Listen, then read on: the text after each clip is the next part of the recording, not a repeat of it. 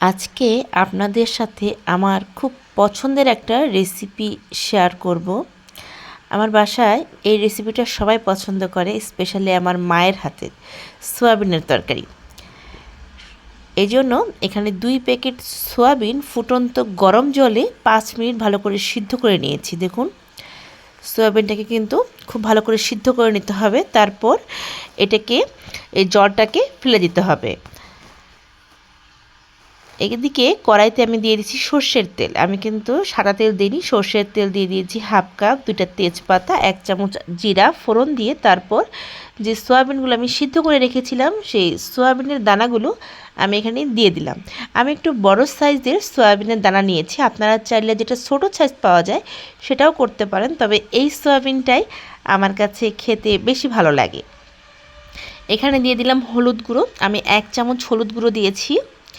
ঝালের জন্য দিলাম শুকনো মরিচের গুঁড়ো, সেটাও আমি 1 চামচই দিয়েছি। এখন এখানে আমি দিয়ে দিলাম ধনে গুঁড়ো, আমি 1 চামচ ধনে গুঁড়ো আর স্বাদ অনুযায়ী লবণ। এই সব কিছু সয়াবিনের সাথে খুব ভালো করে মিক্সড করে দিচ্ছি। আমার এই রেসিপিগুলো আপনাদের ভালো লেগে থাকলে আমার চ্যানেলটা সাবস্ক্রাইব করে পাশে থাকা যে বেল আইকনটা আছে সেখানে ক্লিক করে দেবেন। আমি যখনই এরকম রেসিপি আপলোড করে দেব আমার চ্যানেলে সবার আগে আপনি কিন্তু নোটিফিকেশন পেয়ে যাবেন। সয়াবিনটাকে কিন্তু আমি খুব ভালো করে একটু কষিয়ে নিচ্ছি মশলার সাথে।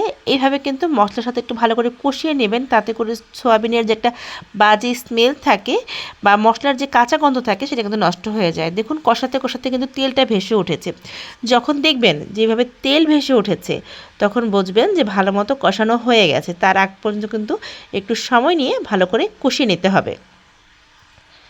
এখন এই পর্যায়ে আমি দিয়ে দেব ঝোল। আজকে কিন্তু এই সয়াবিনের দানায় আমি আলু দিইনি, আপনারা চাইলে আলুও দিতে পারেন। যদি আলু পছন্দ করেন সেক্ষেত্রে আলু দিয়ে দেবেন। আমি এখানে ঝোল দিয়ে দিলাম।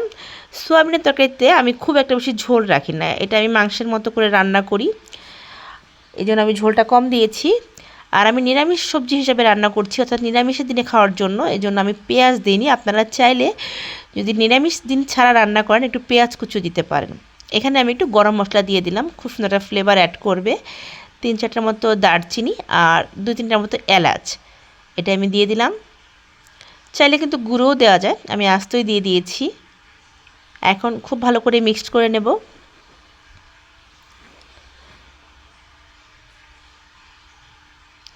ঝোলটা আসলে আপনারা আপনাদের পছন্দ অনুযায়ী রাখবেন। আমি একটু কম ঝোল পছন্দ করি সয়াবিনে, সেজন্য আমি মাখা মাখা ঝোল রেখেছি, খুব একটা বেশি রাখিনি। গরম ভাতের সাথে এটাই আমার ভালো লাগে, আপনারা অবশ্যই আপনাদের পছন্দ মতো রাখবেন।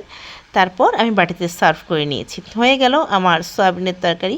খুব সিম্পলভাবে রেসিপিটা শেয়ার করলাম, আশা করি ভালো লেগেছে।